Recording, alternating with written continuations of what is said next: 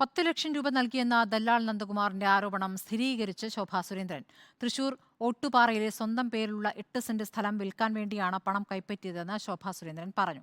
ഉന്നത CPIM നേതാവിന്റെ BJP പ്രവേശനം സംബന്ധിച്ച ചർച്ചകൾക്കായി ദല്ലാൽ നന്ദകുമാർ സമീപിച്ചുവെന്നും ശോഭ അവകാശപ്പെട്ടു. ദല്ലാൽ നന്ദകുമാർ തനിക്കെതിരെ ഒരു തെളിവും ഹാജരാക്കിയിട്ടില്ല എന്ന് പത്തനംതിട്ടയിലെ NDA സ്ഥാനാർത്ഥി അനിൽ ആന്റണി പ്രതികരിച്ചു.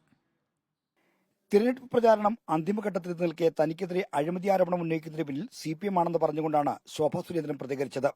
ആലപ്പുഴയിൽ ജയം ഉറപ്പായതിനാലാണ് ആരോപണം ഉയർത്തിക്കൊണ്ടുവരുന്നത്. എന്നാൽ ബാങ്ക് വഴി 10 ലക്ഷം രൂപ കൈപ്പറ്റിയെന്ന ആക്ഷേപം സ്ഥിരീകരിച്ചു. എന്റെ SBI ബാങ്ക് അക്കൗണ്ടിലേക്ക് 10 ലക്ഷം രൂപ ഞാൻ വാങ്ങിയത് ഈ മനുഷ്യൻ എന്റെ 8 സെന്റ് സ്ഥലം വാങ്ങാൻ വേണ്ടിയിട്ടാണ്. അപ്പോൾ 10 ലക്ഷം രൂപ തരികയും ആ സ്ഥലം ഉടൻ തന്നെ കച്ചവടം ചെയ്യാൻ വേണ്ടിയിട്ട് തയ്യാറാണ് എന്ന് പറയുകയും ചെയ്ത ആളാണ് ദല്ലാൽ നന്ദകുമാർ.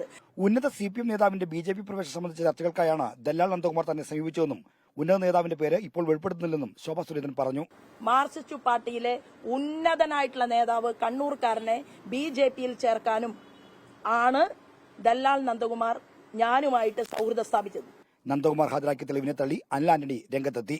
വിഷുവിന്റെ അന്ന് വലിയ എന്തൊക്കെയോ പ്രൂഫൊക്കെ തരുമെന്നൊക്കെ പറഞ്ഞ് അവിടെ എല്ലാം ബ്രേക്കിംഗ് ന്യൂസ് ആയിരുന്നു. വിഷു കഴിഞ്ഞ് 10 ദിവസം കഴിഞ്ഞു.